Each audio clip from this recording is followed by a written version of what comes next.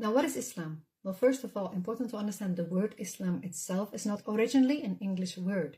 It is an Arabic word that has been Romanized, but the English translation of the word Islam is submission. Same for the word Muslim, that translates to submitter. So the religion is actually called submission. Okay, now submission to what?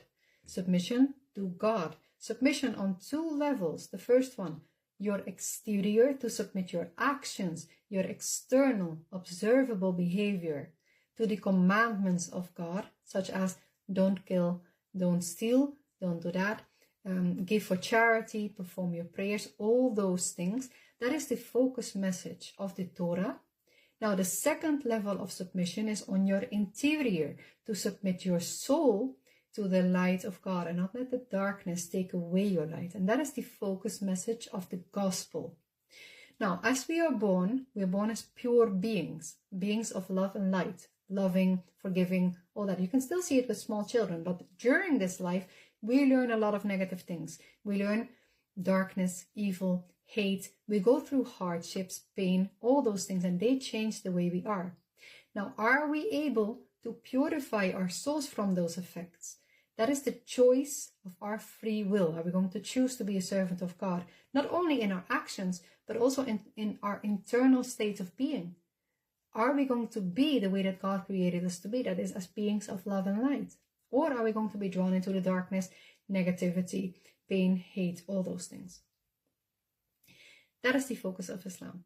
Now, if you want to learn more about Islam, then learn it from the teacher, that is God himself, because the message of the gospel and the message of the Torah are unified in a single scripture, that is the Quran. That is a purified scripture, free from human changes, additions, none of that. That is where you learn Islam. Now, may God guide us all. Assalamu alaikum wa rahmatullahi wa barakatuh. What is the purpose of life? Those are the important questions. Probably the number one most important question there is, right? Well, in Islam, we believe that this life is a test for the eternal afterlife, a test in which we have to find our way back to God. Our soul is taken out of the spirit realm and put into this life, into this body, into this world, under the influence of darkness, under the influence of hardships. And the question is, are we able to purify and strengthen our soul and come back to the pure system of God? Now, how do we do that? How do we purify our souls? What is a pure soul? Do I know what that is? Have I ever had a pure soul? Yes, we have. When we are born as babies, we're born as pure beings, meaning our soul has not yet been influenced by the effects of this dunya, by the effects of this life, meaning external factors have not yet changed the way we are, the way we think, and the way that we behave. We can still see this with young children. They don't care if you're rich or poor, if you're clean or dirty. When they have a problem with their friends, they move on from it. They don't hold a grudge. They don't seek revenge. They live in the present moment. When they are excited, you see them jumping. When they are like that. Pure beings, like little angels. Love, light, and innocence. But that changes when we grow up. Why? Because we see the reality. We see that there is darkness, evil. We experience pain. We get hurt. And we change. The effects change us. Everything changes us. Our parents, society, school, environment, traumatic events, war, violence. Everything changes the way we are.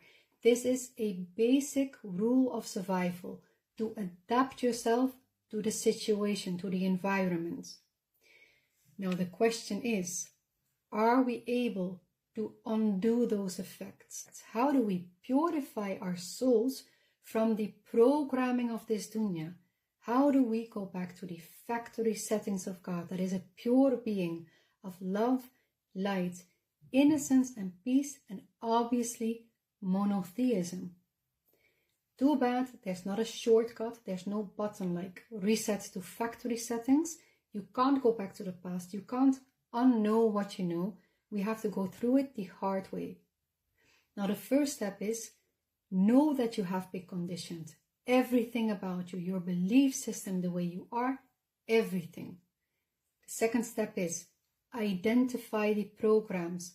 Why do you believe the things that you believe? Why are you the way you are? Why do you react like that in a certain situation? How do you feel at that moment? Do you often feel like that? Where does this feeling come from? Go through the entire analysis until you come to the origin of the program, probably somewhere in your childhood or due to a traumatic event. Now, when you have identified the program, now you can do something about it. You can change it. Now understand, majority of people do not go through a process of purification of the soul. They don't come back to the factory settings of God. They follow the programming that has been taught to them in this dunya. Not only a matter of religion, monotheism, but a lot more than that. They let the darkness of this dunya take away their light. And that is really the embodiment of Adam and Eve, who were in the gardens, in the presence of God, in the presence of angels, in the presence of nothing except good. Then why did they follow Satan? Because they didn't know darkness. Only under the influence of darkness do we truly appreciate light. Because tell me, do you appreciate the beauty of the stars during broad daylight? No, you don't. You only see the stars during the night. So now the question is, this is the test of our free will. Are we going to live by the programming of this dunya, by the programming of Satan? Are we going to let Satan change the soul that God created? Are we going to be a servant to the darkness? Or are we going to be a servant of God?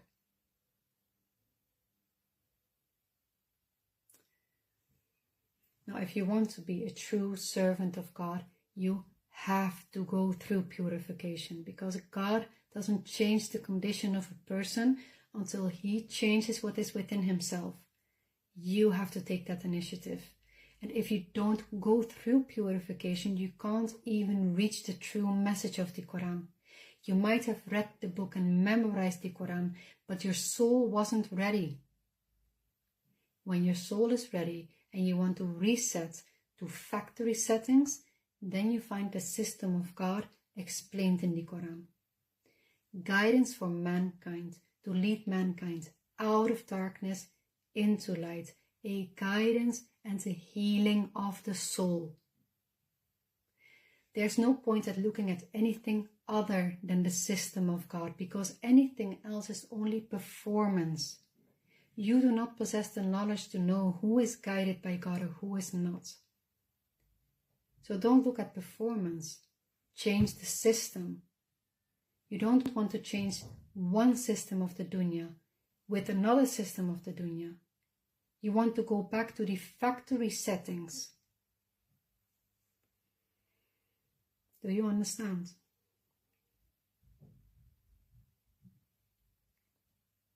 I hope this helped someone. Assalamu alaikum. May God guide us all.